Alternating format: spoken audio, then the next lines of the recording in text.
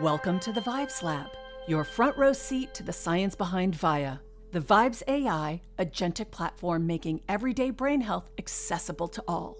Every episode is designed to reveal insights that will enhance your cognitive health and well-being. Follow us to grab your lab key and experience limitless intelligence.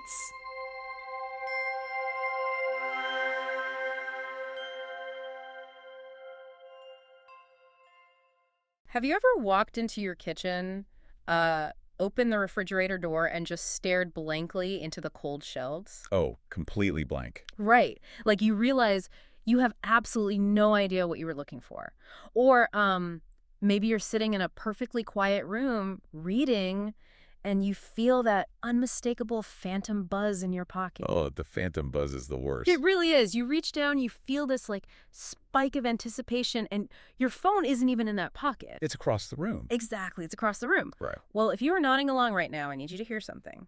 You aren't losing your mind. No, not at all. But you might be dealing with what clinical literature is actually starting to call technology-associated attention deficit. Yeah, and it is a profound structural shift in how our nervous systems operate. Yeah. And frankly, when we look at the behavioral data, this was kind of inevitable. Inevitable how? Well, the average American is currently spending about 7 hours and 3 minutes a day looking at screens. 7 hours and 3 minutes. That is, that number is staggering. It's massive, and it actually goes back to 1998. There's a former tech researcher who coined a brilliant phrase for what she saw coming.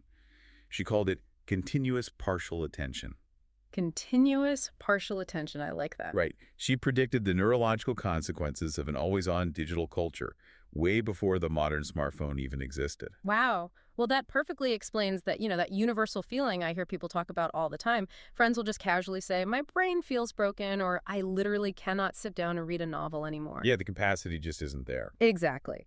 So our mission for this deep dive is to explore a truly fascinating intervention for this modern epidemic. We are looking at a sonic protocol called the Doom Scroll Detox. Which is such a great name. It really is. It's a 7-track auditory experience created by Victoria Diorio, and it's built entirely on peer-reviewed neuroscience.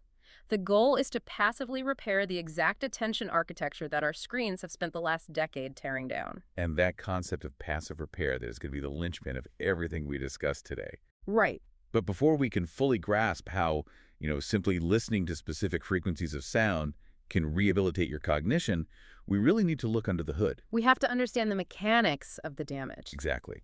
What is that 7 hours a day actually doing to the biology of your brain? Okay, let's unpack this, because my instinct is to just say, well, the phone is distracting, but it's clearly much more aggressive than that, right? Way more aggressive. It's because I often find myself scrolling through a feed, and I'm not even enjoying the content, but I feel completely unable to stop.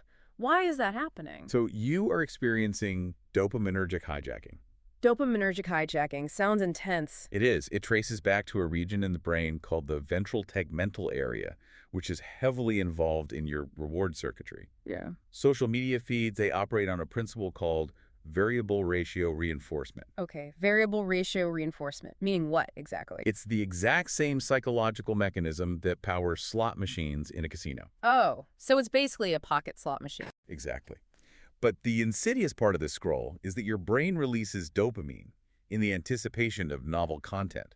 Not when you actually get the content. Right, not necessarily when you actually read a good post. It's the buildup. So the swipe of the thumb is literally the pull of the slot machine lever. It is. And your brain constantly anticipates a payout. The nucleus accumbens reinforces that swiping motion. But here is where the damage actually occurs. Okay. Over months and years of this relentless chemical flood, your dopamine receptors become exhausted. They just wear out. Yeah, they undergo a process called downregulation.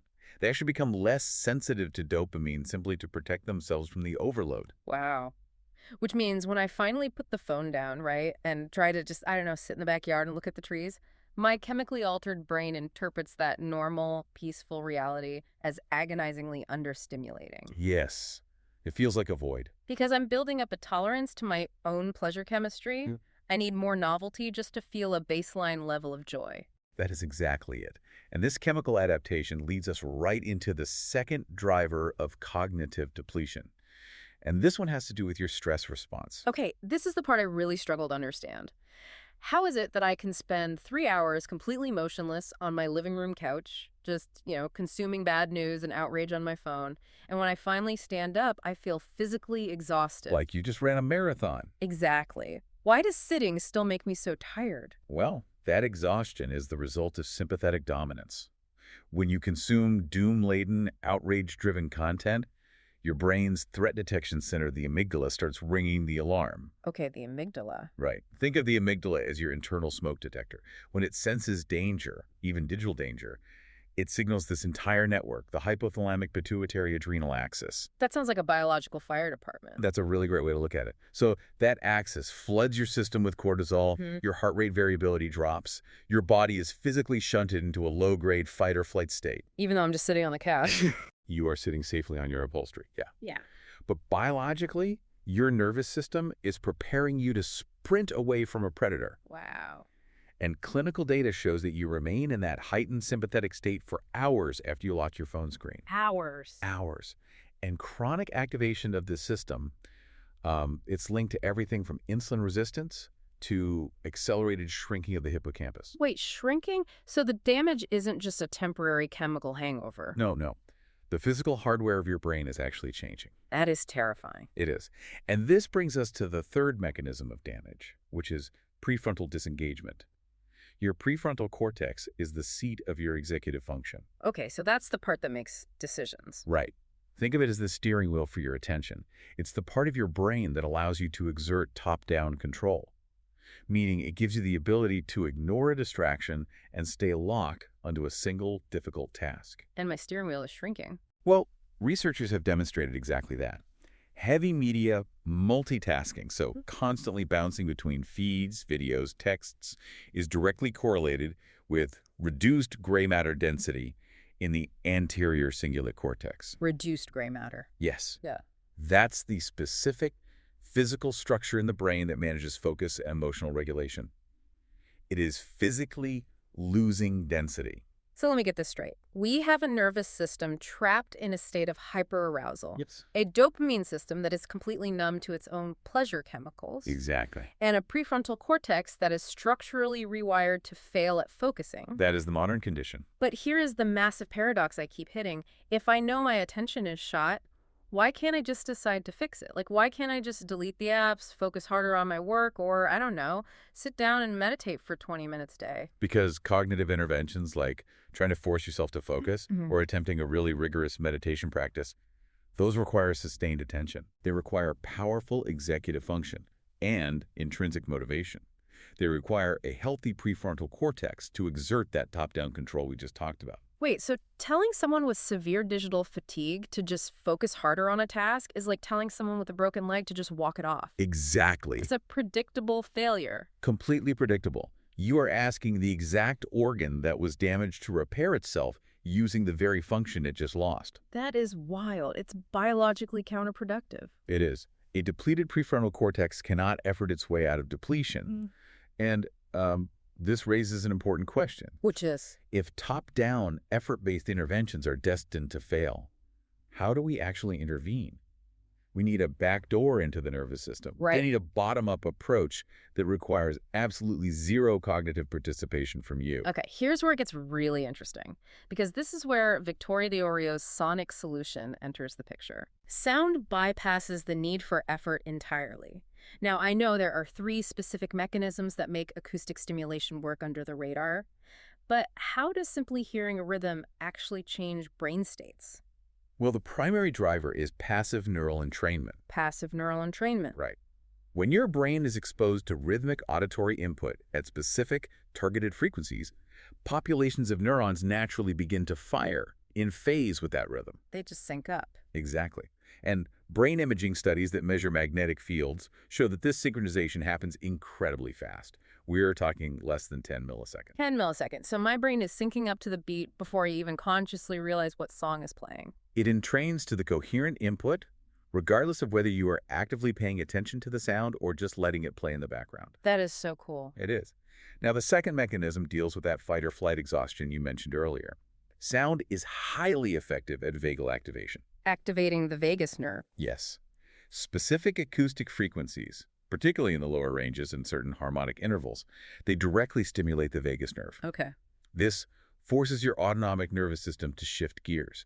It pulls you out of that sympathetic fight-or-flight dominance and anchors you back into a parasympathetic rest and digest state. And again, no behavioral change required. You just listen. Just listen. Yeah. But the third mechanism, this is the one that is truly groundbreaking. Oh, yeah. This is the one that really blew my mind when reviewing the research on this protocol. It involves something called 40 hertz gamma stimulation. Yes. How does a specific frequency of 40 hertz actually clean the brain? So this is based on fascinating laboratory research.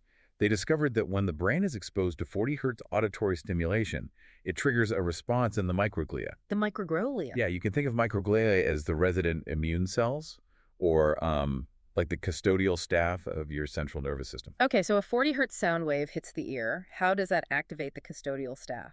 Well, the acoustic vibration causes the neurons in the auditory cortex to fire at exactly 40 times a second. Right. That highly specific rhythmic electrical pulsing acts as a signaling mechanism.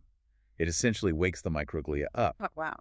And once activated by this gamma rhythm, they begin aggressively clearing out pathological proteins and metabolic waste from the neural tissue. What kind of waste? Things like amyloid beta, which is notorious for gunking up neural pathways. So this 40 hertz frequency is basically deploying a biological Roomba inside your brain, and you don't even have to lift a finger. Pretty much. It's just sweeping up the garbage while I listen. That is a highly accurate visualization, and early models actually showed massive reductions in amyloid load just from this passive gamma entrainment. That is incredible. They are aggressively testing this in human populations right now for cognitive support. It is incredibly promising. And this brings us back to the Doom Scroll Detox album itself, because looking at the composition, every single track on this 7-track protocol is anchored by that exact 40 hertz gamma foundation. Yes, it's the engine of the album. But then she layers other very specific frequencies on top of it to target different symptoms of digital fatigue you might experience throughout the day. What's fascinating here is the absolute clinical precision of that layering. Like, this isn't just ambient spa music you put on to feel nice. Right. It is applied neurology. Let's look at the track titled ADHD Reset. Modern neuroscientists increasingly view attention deficit symptoms as an issue of regulation, not just a pure deficit of attention. Okay, regulation. And researchers tracking adolescents over multiple years found a direct association between high digital media use and the development of new ADHD-like symptoms. We are essentially creating phenotypic ADHD in otherwise neurotypical brains. Oh, man. So if I'm feeling completely scattered and unable to regulate my focus, how does this track combat that digital-induced dysfunction? So the ADHD Reset track takes the 40 hertz foundation and layers it with the stack of frequencies, prominently featuring 432 hertz. 432 hertz. Right. In musicology, 432 hertz is known to align perfectly with the natural overtone series. This produces a state of enhanced consonance perception in the brain. Using what, synthesizers? Actually, the track utilizes crystal bowls and tuning forks. Oh, interesting. Yeah. The gamma waves activate your focused attention, while simultaneous alpha waves provide a calm, grounded baseline. So it addresses both the activation needed to focus and the regulation needed to stay calm at the exact same time. That makes a lot of sense for distraction, but what about that horrible 2.00 p.m. wall? Oh, yeah. You know, when you just hit a point of mental sluggishness where your cognitive processing speed feels like it's swimming in molasses. That clinical presentation of brain fog is very common. It's usually driven by sleep architecture disruption from looking at screens late at night, combined with the sheer exhaustion of continuous task switching all morning. Well, the protocol has a track for this called Brain Fog Breakthrough. And from what I understand, this one completely departs from the relaxation vibe. It does. It's not ambient at all. It actively uses drumming. Why drums? The drumming is highly intentional. It layers the 40 hertz gamma wave with the 23 hertz beta wave. Okay. In oscillatory neuroscience, combining these creates what is known as cross-frequency coupling. Cross-frequency coupling. Right. When beta and gamma waves couple in the brain, it is strongly associated with highly engaged working memory. Oh, wow. The rhythmic auditory cueing from the percussion demands motor and cognitive engagement from your nervous system. So if you are sitting at your desk at 2:30 p.m. staring blankly at a spreadsheet, This track literally shocks a sluggish, depleted cortex back online. I love that. Now, let's pivot to something a lot of us deal with in remote work. Okay. The exhaustion of just listening to people all day. Oh, Zoom fatigue. Yes. After 6 hours of virtual meetings, I don't want to talk, I don't want to listen, I just want to sit in a dark room in total silence. That is a well-documented phenomenon. It's known as listening fatigue. Because digital audio is compressed, and because we lose all the subtle in-person microexpressions, your brain has to work twice as hard to decode what people are saying on a video call. That makes so much sense. Yeah, and over time, the auditory cortex learns to just scan superficial audio and begins to actively resist sustained acoustic engagement. Right. So to combat that, the protocol offers the auditory processing ease track. How does this one rehabilitate that specific fatigue? It takes the 40 Hz gamma and layers it with a rotating spectrum of frequencies across the entire auditory range, so low, mid, and high bands. Okay.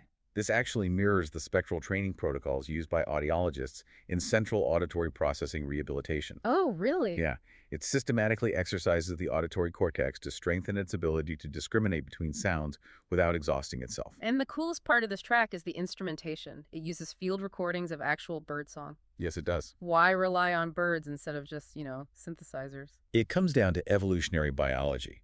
Researchers have demonstrated that the human auditory cortex is evolutionarily hardwired to associate avian vocalizations with environmental safety. Wait, really? Safety? Yeah.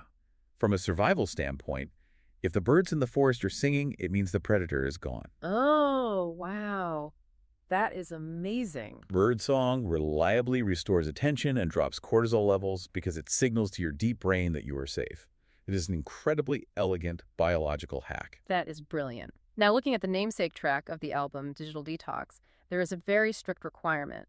The documentation says it absolutely requires headphones to work. It does. Why does the delivery method matter so much for this one? Because this track relies on binaural beats to pull your brain out of high beta sympathetic dominance and into a relaxed alpha state. Binaural beats. Right. They're an auditory illusion. The track delivers a pure 400 Hz tone to your left ear and a 410 Hz tone to your right ear. Ah, so your brain perceives the mathematical difference between the two. Exactly right. Your brain hears the 10 Hz difference. And 10 Hz sits right in the pocket of that deeply relaxing alpha state. But if I play it on a speaker? If you play this track over regular room speakers, those two frequencies just mix together in the air before they ever reach you, and the neurological effect is completely lost. You need the stereo separation of headphones to force the brain to do the math. That makes total sense. Now, there's another track called neural biotuning that seems to address the whole body, not just the skull. Yeah. I was amazed to learn about the sheer amount of neural tissue we have outside our heads. Systemic dysregulation requires a systemic approach. We have to remember that the human body operates 3 distinct neural networks. 3. Yes, you have the central nervous system in your brain and spine, obviously, but you also have the cardiac nervous system. Your heart possesses about 40,000 sensory neurons of its own. Wow. And then you have the enteric nervous system in the gut, which contains over 500 million neurons. 500 million in the gut. I think I read once that the gut actually produces more serotonin than the brain itself. It absolutely does. Yeah. And clinical institutes have extensively documented the coherence patterns between these 3 networks. When you are doom scrolling, these systems fall out of sync. Okay. To realign them, neural biotuning combines the 40 Hz gamma anchor with a very specific frequency, 7.84 Hz. Which is the Schumann resonance, right? Yes. The actual electromagnetic frequency of the Earth. Exactly. Research has shown the human heart rate variability naturally correlates with variations in the Schumann frequency. We evolved to entrain to the background frequency of our planet. That is fascinating. This track uses a piano to deliver it, providing these rich organic overtones to stimulate the auditory cortex, while the underlying 7.84 Hz frequency subtly tunes your entire bioelectric field. It's like a full system recalibration. It really is. But as I was reviewing the tracks, there is one that really stands out structurally, and it highlights something I think we completely ignore in our modern digital lives. The track is called Think and Breathe. Oh, yes. And the massive anomaly here is that it actively uses silence. There are strategic, therapeutic silent intervals built right into the composition. And the neuroscience behind that silence is profound. Researchers in the early 2000s characterized something called the default mode network. The default mode network. There's the massive constellation of brain regions that only activates during passive rest, during daydreaming, and crucial to this track, during periods of silence. And what does this network actually do for us? It is the neural substrate responsible for generating deep insight. It's how you access autobiographical memory, and it's the system that consolidates completely disparate pieces of information you've learned into a coherent, big-picture understanding of the world. But because we are constantly stimulated from the moment we wake up, constantly listening to podcasts, watching videos, reading feeds, we suppress the default mode network. Exactly. We literally never give it a chance to turn on. So by using silence as an actual instrument, the track is literally giving your brain permission to daydream, have insights, and consolidate memories again. It sets the stage for it.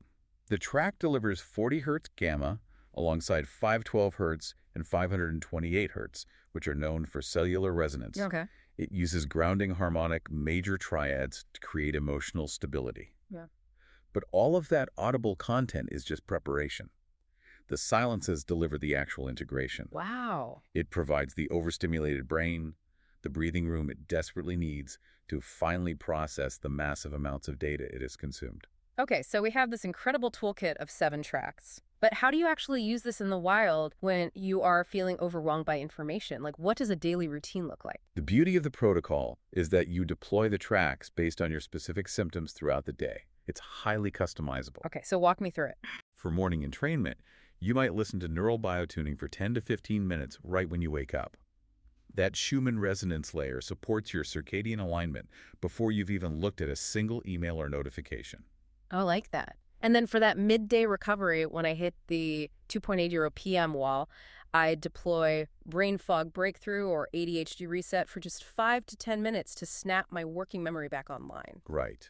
And if you are heading into a heavily interactive environment, like a long Zoom meeting or stressful interview, you would listen to auditory processing ease for 20 to 30 minutes beforehand. Just to prep the brain. Exactly. It primes the auditory cortex so you don't get listening fatigue as quickly. Okay.